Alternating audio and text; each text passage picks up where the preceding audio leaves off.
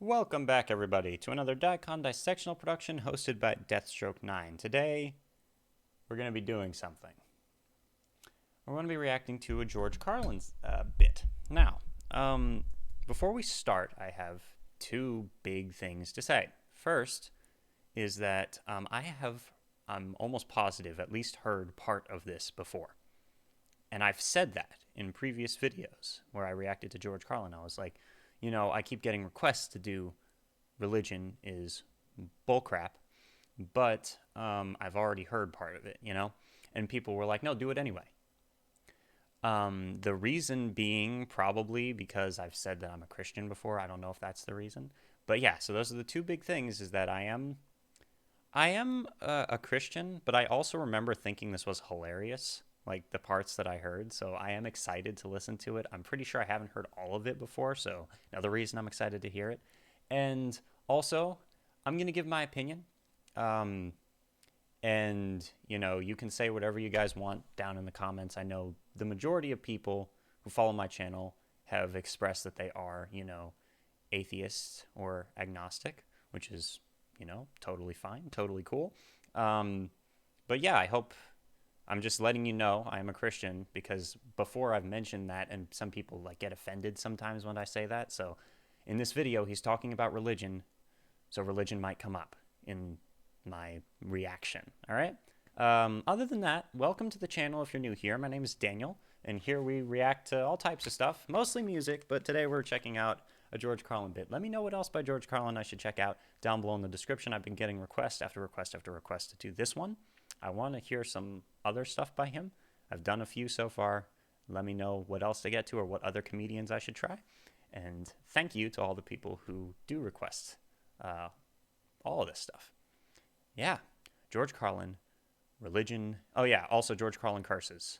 So be aware of that, you know, if you are offended by that or whatnot.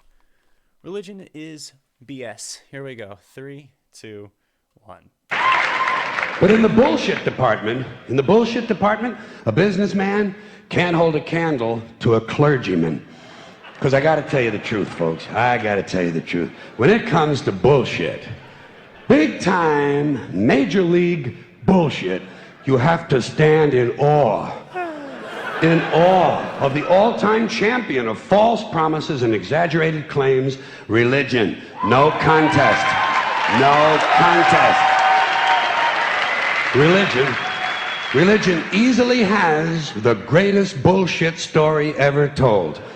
Think about it. Religion has actually convinced people that there's an invisible man living in the sky who watches everything you do every minute of every day.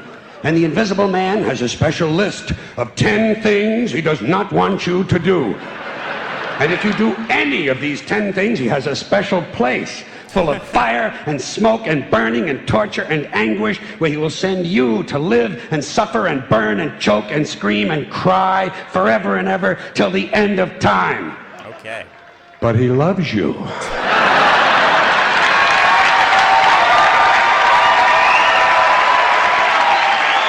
loves you. This guy is freaking hilarious. I love it. And I kind of agree with him about, specifically with like the church and their portrayal of what God is, you know. Yeah. It's pretty funny. It's very funny. He does this all the time. Does a great job of like making something really, really, really funny and building up, you know, and then flipping it, you know, flipping it on its head or saying something to kind of take everything that he built up to just right there. He's like, they've convinced people to believe that there's all, you know, a place where he's going to send you with fire and burning and torture. And then he's like, but he loves you. He did a really good job. Anyway, let's continue. He loves you and he needs money. There it is. He always needs money. He's all powerful, all perfect, all knowing, and all wise. Somehow, just can't handle money. Religion takes in billions of dollars. They pay no taxes, and they always need a little more. Now, you talk about a good bullshit story. Holy shit. Thank you. Thank you. But, like I said, I do believe that the church manipulates people a lot. And yeah, I've learned something about comedy, you know?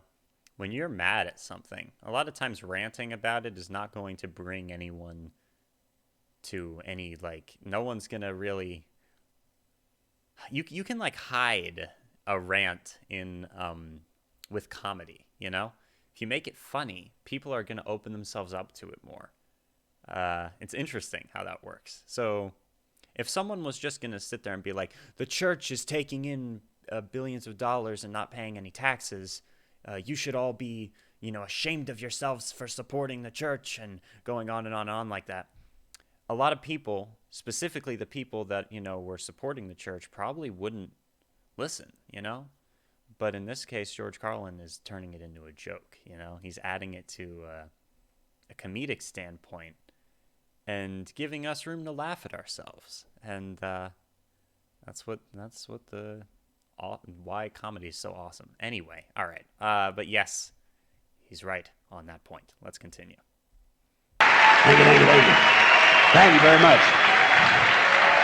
But I want you to know something. This is sincere. I want you to know, when it comes to believing in God, I really tried. I really tried. I tried to believe that there is a God who created each of us in his own image and likeness, loves us very much, and keeps a close eye on things. I really tried to believe that, but I gotta tell you, the longer you live, the more you look around, the more you realize something is fucked up. Something is wrong here. War, disease, death, destruction, hunger, filth, poverty, torture, crime, corruption, and the ice capades. Something is definitely wrong. This is not good work. If this is the best God can do, I am not impressed. Results like these do not belong on the resume of a supreme being. This is the kind of shit you'd expect from an office temp with a bad attitude. And just between you and me, in any decently run universe, this guy would have been out on his all-powerful ass a long time ago. And by the way, I say this guy because I firmly believe, looking at these results, that if there is a God, it has to be a man. No woman could or would ever fuck things up like this.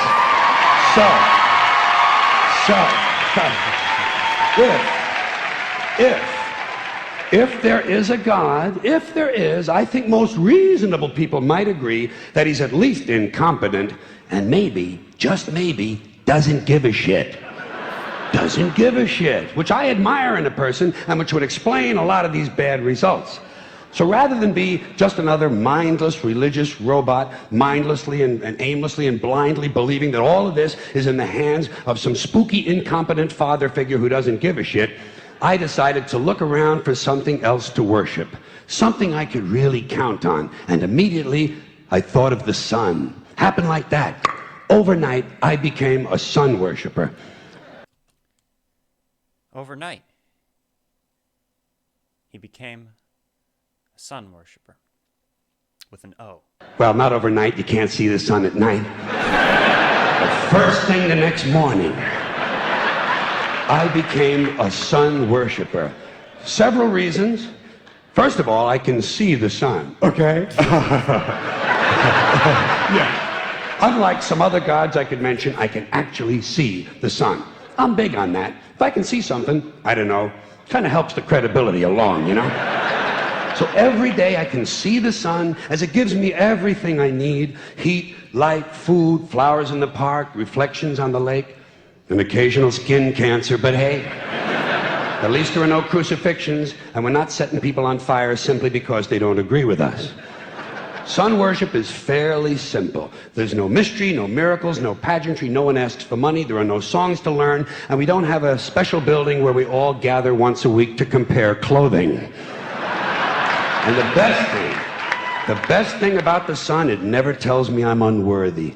Doesn't tell me I'm a bad person who needs to be saved. Hadn't said an unkind word. Treats me fine. So I worship the sun. But I don't pray to the sun. Know why? I wouldn't presume on our friendship. It's not polite. I've often thought people treat God rather rudely, don't you? Asking trillions and trillions of prayers every day, asking and pleading and begging for favors. Do this, give me that, I need a new car, I want a better job. And most of this praying... I'm going to go back first, but I also want to mention, I always thought that was kind of weird. Like, the few times I've been in church, and there was, well, not the few times. We used to go to church a lot more, and kind of, we haven't been doing that as much. We've been having more like family devotion type stuff. Yeah, because we've ended up not agreeing with a lot of things that the church says. Anyway, I always thought it was weird when you'd go to church and they'd start to pray and they'd just do exactly what he just said, which is be like, all right, forgive us for our sins, and then we want this, and this. I was taught that praying is supposed to be like a conversation with, with the Creator or whatever, right? A conversation with God, where you're praying, and it's not just asking. In fact, it's very seldom asking for things, because what's the point of asking for things in the first place? If there's, I guess maybe there's a bit of a point, but it's still, I don't know. I feel like there's situations where there's more of a point to it. But all the same, it's like, for the most part,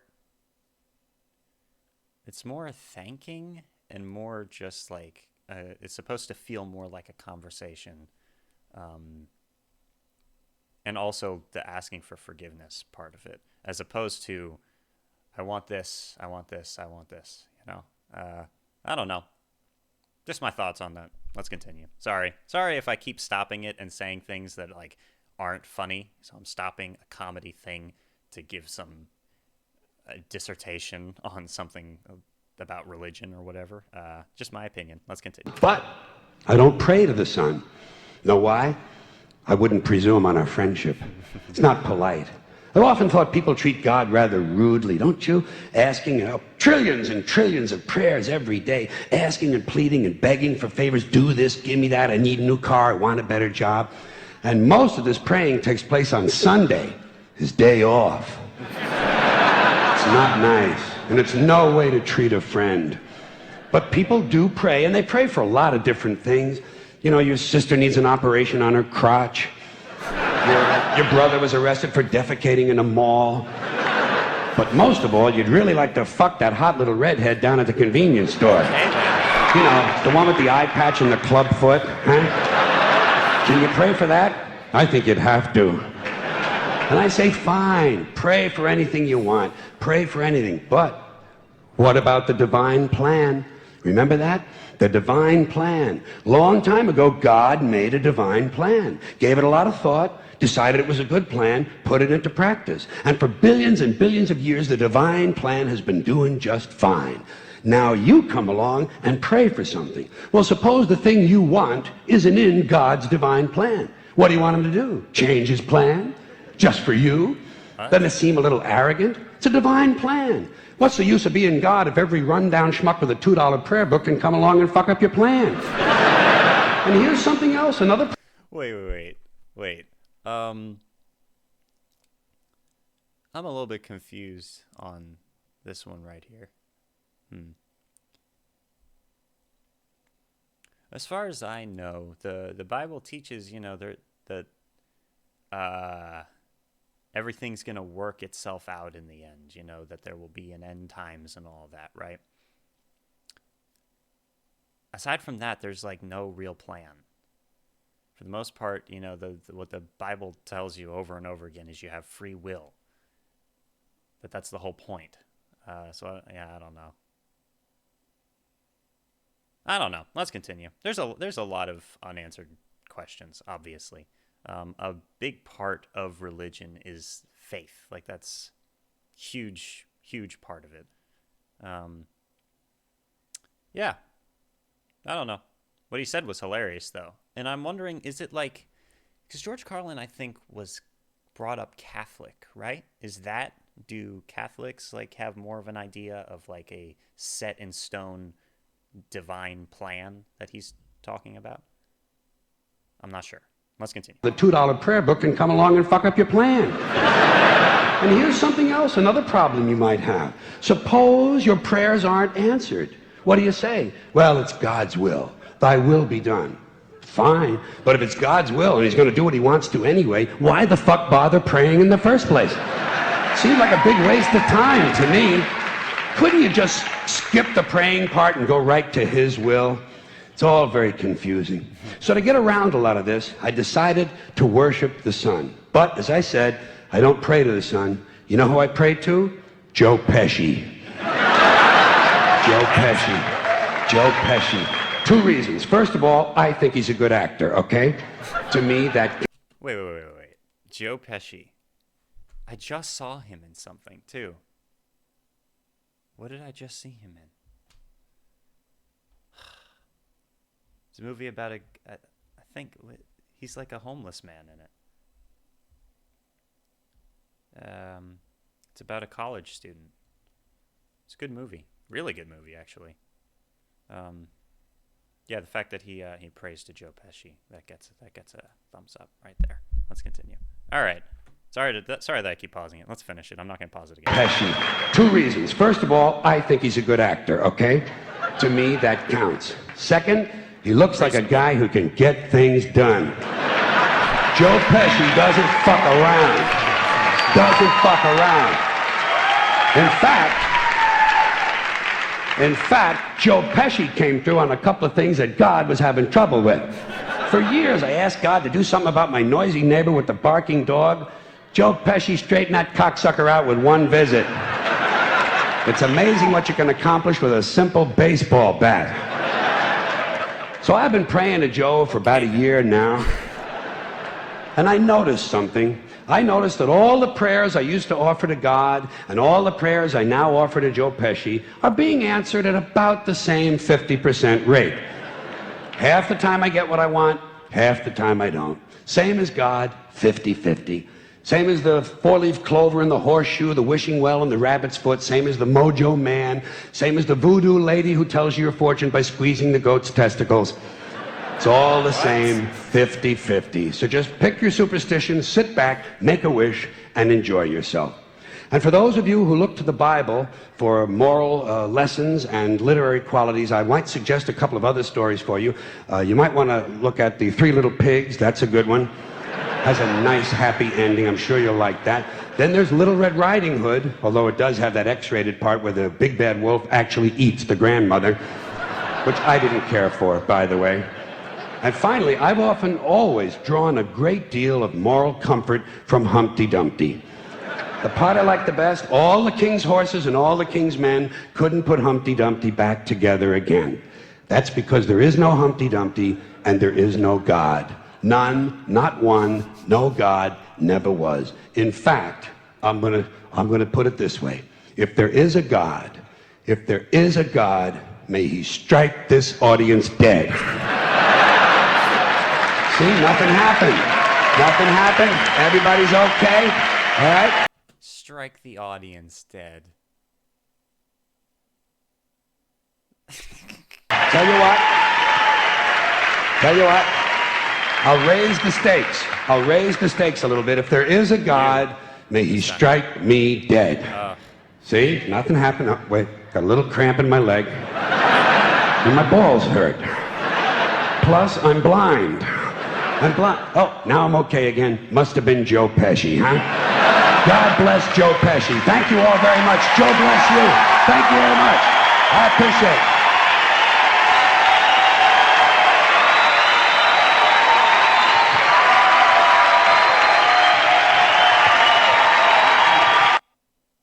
Did he say Joe bless you at the end of that? All right. While I don't agree with everything that George Carlin says, you got to admit, even if you are, a religious person, this man is hilarious. And yeah, he brings up a lot of valid points, especially if he's taking, these specific parts of, you know, different specific belief systems and showing them for what they are, exposing them for the most part. And I could sit here and talk about how, like, a lot of what he was, the things that he was specifically, like, referring to, um,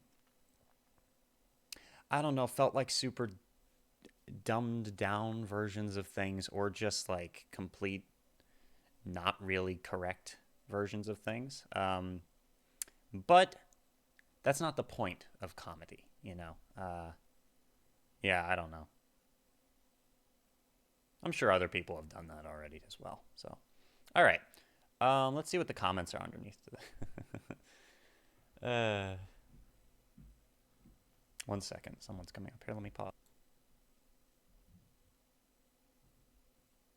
Alrighty. My dad came in.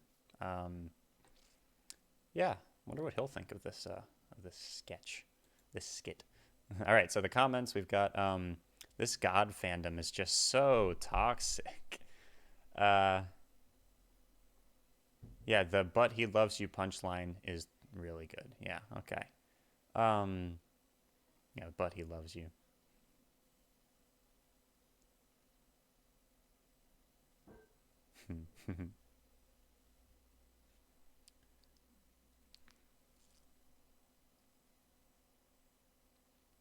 Hmm. Yeah, not sure I like all of these comments, but you know, whatever. Reporter, what's your driving force to keep coming? Priest, money.